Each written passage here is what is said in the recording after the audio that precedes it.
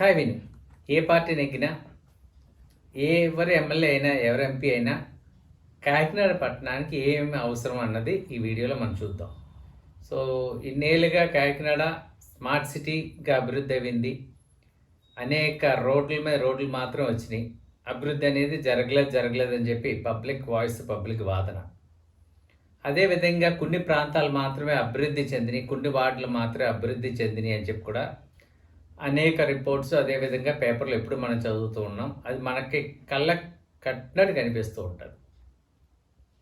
కొన్ని ప్రాంతాలు ఏంటంటే ఎక్కడ ఏమి డెవలప్ అవ్వలేదు అంటూ ఉంటారు.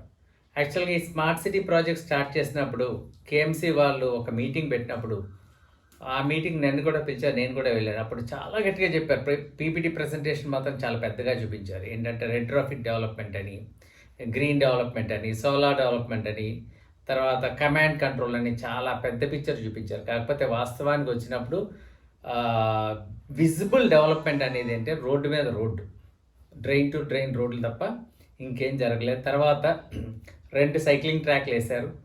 ఆ సైక్లింగ్ ట్రాక్ల యొక్క ఉపయోగం ఏంటో ఎవరికి ఇంతవరకు అర్థం కాలేదు. ఫస్ట్ ట్రాక్ నాగమల్లితో అది పెద్ద ఫెయిల్యూర్. తర్వాత ట్రాక్ తీసుకొచ్చి మన రాజా ట్యాంక్ దగ్గర. సో ఇలాగా అవసరం లేని విషయాలకి చాలా వెచ్చించి ఖర్చు పెట్టారు. చెట్లకి రంగులు వేశారు.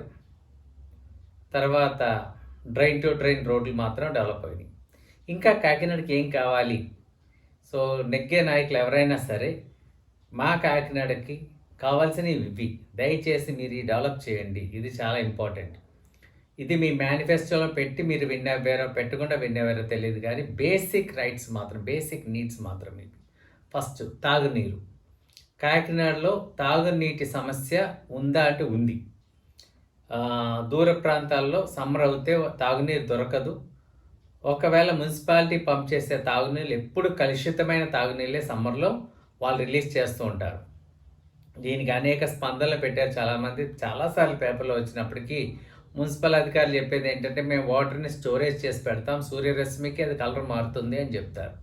సో అది ప్రాపర్ ట్రీట్ చేయకుండా ఆ వాటర్ని పంపు చేస్తే ఇప్పుడు మన విజువల్స్లో చూసే ఈ నీరుని ప్రతి ఏటా ఇది పంపు చేస్తూనే ఉన్నారు. ఈ నీళ్ళు ఎన్ని స్పందనలో లేకపోతే మిగతా ఎన్ని కంప్లైంట్స్ పెట్టినా సరే దీనికి ఇమీడియట్గా దీనికి ఒక పరిష్కారం అనేది వచ్చే నాయకులు తప్పకుండా చేయాలండి. ఎందుకంటే సామాన్య వ్యక్తికి మంచినీటి కొరత, మంచినీటి ఆవశ్యకత ఇంపార్టెంట్ అండి. యాక్చువల్గా డబ్బున్నవాడు ఎలాగా ఫిల్టర్స్ తెచ్చుకుంటాడు, గ్రౌండ్ వాటర్ వాడుకుంటాడు, ఫిల్టరైజేషన్ చేసిన వాటర్ తాగుతాడు. దీనివల్ల ఏంటంటే కంటామినేటెడ్ వాటర్ తాగడం, అదేవిధంగా వాటర్ ప్లాంట్స్ కూడా ఎక్కువగా పెరిగినాయి. అవి కూడా ఎంతవరకు కరెక్టో, ఎంత మంచి వాటర్ ఎవరికి తెలియని పరిస్థితి.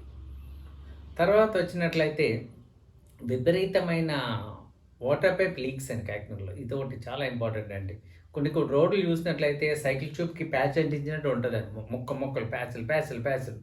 సో ఏంటంటే ఇంత లీక్స్ ఏంటో అర్థం కాదు. విక్టోరియా వాటర్ వర్క్స్ బ్రిటిష్ వారు వేసి వదిలి వెళ్ళింది ఇంకా అంత గట్టిగా ఉందంటే మనం నేర్చుకోవాల్సిన పాఠం ఏంటంటే మన క్వాలిటీ ఆఫ్ వర్క్ అలా ఉందన్నమాట. ఈ స్మార్ట్ సిటీ ప్రాజెక్టులు వేసిన పైప్స్ కూడా లీక్సే. సో ఇదేంటంటే తవ్వు వదిలేస్తారు. ఇంకోటి ఏంటంటే ఈ యొక్క పైప్స్ లీక్ వల్ల కూడా వాటర్ కంటామినేషన్ ఎక్కువ జరుగుతుంది కాకినాడలో. అదేవిధంగా ఈ తవ్వు వదిలేయడం కూడా పెద్ద హెడేక్ కింద మారింది. ఏంటంటే మున్సిపల్ అధికారులు చెప్పేది, కొంతమంది అధికారులు అడిగినప్పుడు ఏంటి మరి తవ్వు వదిలేస్తున్నారు ఏంటంటే దాన్ని వేయటానికి కాంట్రాక్టర్ లేక వేయట్లేదు. కొన్ని సందర్భాల్లో వాళ్ళు చెప్పేది ఏంటంటే ఫండ్ లేక వేయట్లేదు అని చెప్పడం జరుగుతుంది. ఇంకొకటి ఏంటంటే కొంతమంది అధికారులు ఏం చెప్తారంటే మేము తవ్విందంతా లెవెల్ అవ్వడం కోసం వదిలేస్తున్నామని చెప్పేవాళ్ళు కూడా ఉన్నారు అధికారులు.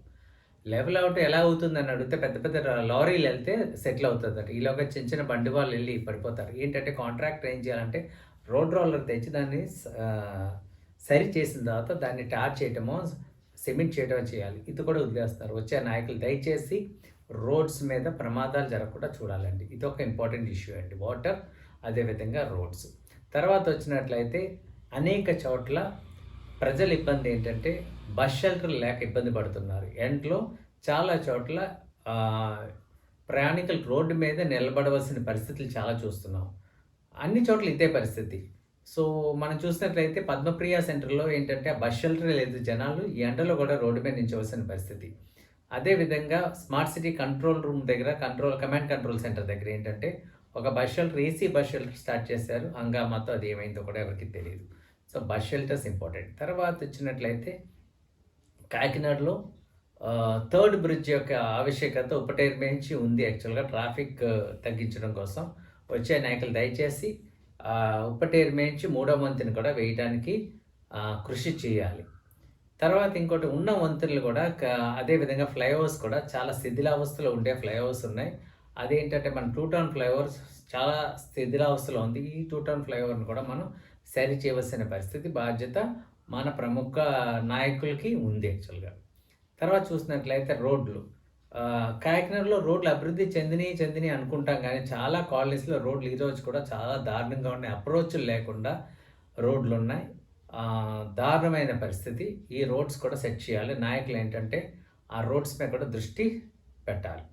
తర్వాత అదే విధంగా డ్రైన్స్ పై ఉండే ఏంటంటే, మన మాన్యువల్స్ పై ఉండే మెష్‌లన్నీ అన్నీ పోయినాయండి. అనేక చోట్ల అయి డ్యామేజ్ ఉన్నాయి. కిందకి పోయి కుంగిపోయే పరిస్థితిలో కూడా చాలా ఉన్నాయి. వీట్ల మీద కూడా దృష్టి పెట్టాలి.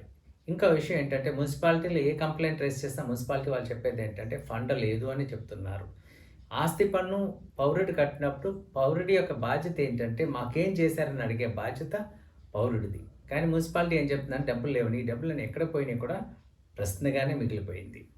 సో ఏంటంటే, మున్సిపాలిటీలో కూడా కొన్ని విషయాలు ఉన్నాయండి. కొన్ని మున్సిపాలిటీలో కూడా కొంతమంది అధికారులు కొంతకాలంగా కొన్ని ఏళ్ళగా ఇక్కడ పాతుకుపోయారు. వాళ్ళని కూడా కొంచెం అటో ఇటో ట్రాన్స్ఫర్ చేయటమో, డిపార్ట్మెంట్స్ మార్చడమో చేయాలి. మున్సిపాలిటీ కూడా చాలా ప్రక్షాళన చేయవలసిన పరిస్థితి చాలా ఉందండి.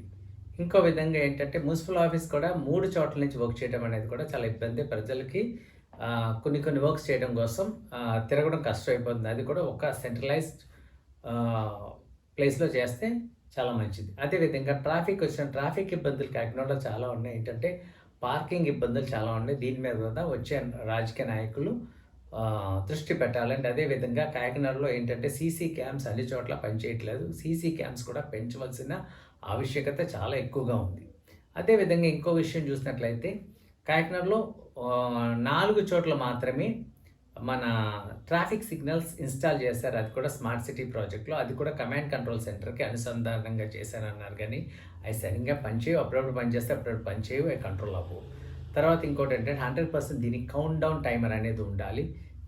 ప్రతి traffic signal count down timer పెట్టాలి. ఎందుకంటే, కౌంట్ డౌన్ టైమర్ వల్ల ఏంటంటే, మనం ఎప్పుడు స్టార్ట్ చేయాలి, ఎప్పుడు వెళ్ళాలి అన్నది ఇంపార్టెంట్. అదేవిధంగా అక్కడ అనేక బండ్లు కంటిన్యూస్‌గా ఒకే స్పాట్‌లో స్టార్ట్ చేసి ఉంచుతారు. ఎందుకంటే స్టాప్ చేయరు. కౌంట్ డౌన్ టైమర్ ఉంటే స్టాప్ చేసి మళ్ళీ ఆన్ చేస్తాం అనమాట.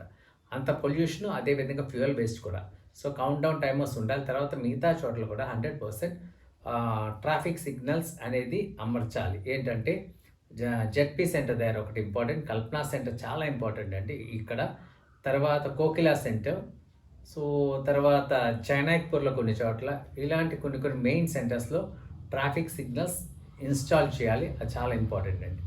తర్వాత వచ్చినట్లయితే ట్రాన్స్‌పోర్టేషన్. చాలా ఆటోలు ఉన్నాయి కాకినాడలో. కాకపోతే ఆటోలతో పాటు పూర్వం ఏంటంటే, లోకల్ సిటీ బస్సులు ఉండేవి. ఆ టైప్‌గా ఆర్టీసీతో కోఆర్డినేట్ చేసి ఈవీ బస్సులు, ఎలక్ట్రికల్ బస్సులు వితిన్ సిటీ లిమిట్స్‌లో తిరగడానికి డెవలప్ చేస్తే చాలా మంచిది.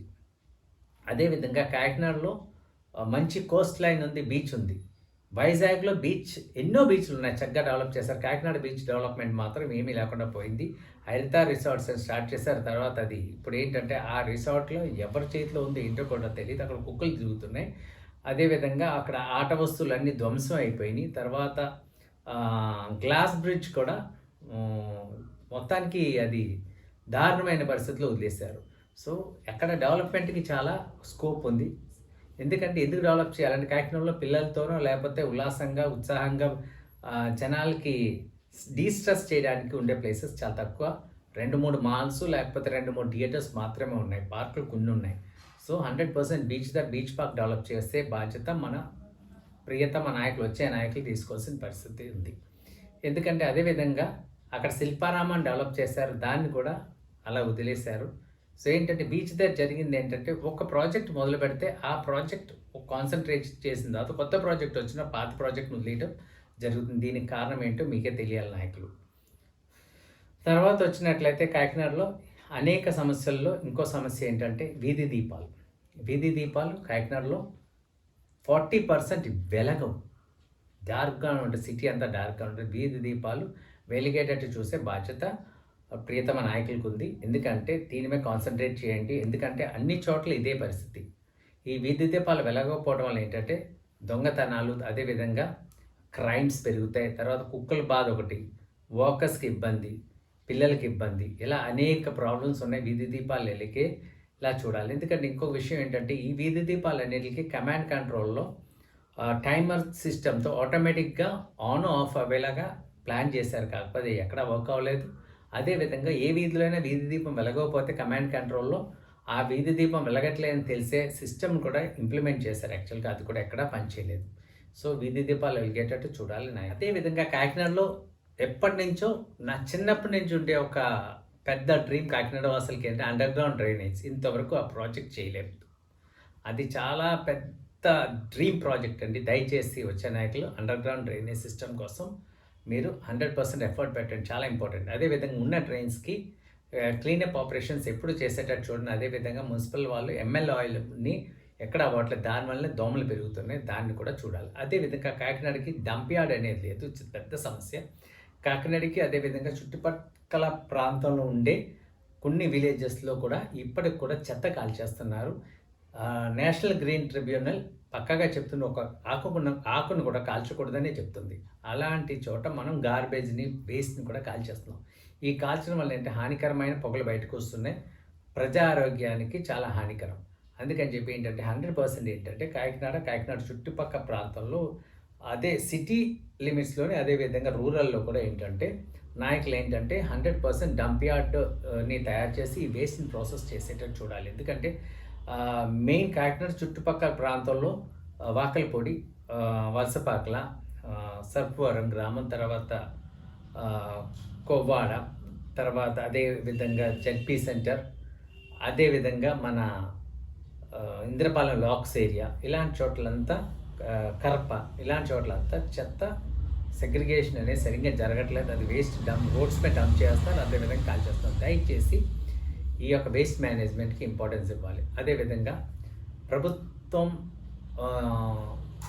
మనం పన్ను కట్టేది, ఇంటి పన్ను కట్టేది ఏంటంటే మన బేసిక్ నీడ్స్ కోసం, డ్రైనేజ్ క్లీనింగ్, అదేవిధంగా రోడ్స్ క్లీనింగ్, అదేవిధంగా చెత్తని ప్రాసెస్ చేయడం కోసం. దీనికి మళ్ళీ ఎక్స్ట్రా బర్డెన్ చేయకుండా ఈ చెత్తని మనం ప్రాసెస్ చేసినట్టే దాని నుంచే ఎనర్జీని ప్రొడ్యూస్ చేయొచ్చు. అదేవిధంగా డబ్బులు కూడా దాంట్లో చేయొచ్చు. వెర్మి కంపోస్ట్ సేల్ లాంటివి చేయొచ్చు. ఇలాంటి ప్రాజెక్ట్స్ చేస్తే కాకినాడ బాగుంటుందండి. అదేవిధంగా కాకినాడలో అనేక రోడ్స్కి కనెక్టివిటీ అనేది చాలా తక్కువ ఉంది. ఆ రోడ్స్ అన్ని కనెక్ట్ చేసి కాకినాడని మంచిగా డెవలప్ చేస్తే బాగుంటుంది. మంచి సిటీ అండి, పెన్షనర్స్ ప్యారడైజ్. అదేవిధంగా హరిత విప్లవం కూడా చాలా ఇంపార్టెంట్ అండి. చెట్లు మొక్కలు నాటారు కాదంటలేదు, కానీ ఏంటంటే ఫ్లవరింగ్ ప్లాంట్స్ కూడా ఇంకా ఎక్కువ డెవలప్ చేస్తే బాగుంటుంది. ఇది చాలా తక్కువగా కాకినాడలో ఉంది. సో ఎన్ని ప్రాజెక్ట్స్ చేసినట్లయితే కాకినాడ మంచిగా అభివృద్ధి చెందుతుంది. అదేవిధంగా ఇంకొక విషయం, మన సామర్లకోటకి వాటర్ని డ్రా చేసేది ఓపెన్ కెనాల్ నుంచి డ్రా చేస్తున్నాం, Rajahmundry Godavari water.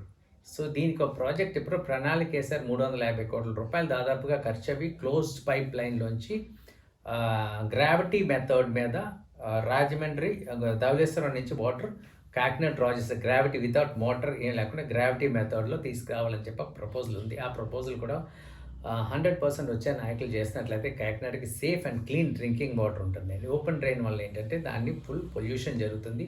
Human excreta, అదేవిధంగా ఇండస్ట్రియల్ పొల్యూషన్స్, అదేవిధంగా ఫెర్టిలైజర్స్ కూడా ఈ వాటర్లో మిక్స్ అవ్వడం వల్ల జనాలకు హానికరం. కాబట్టి ప్రజా ఆరోగ్యం కూడా చాలా ఇంపార్టెంట్.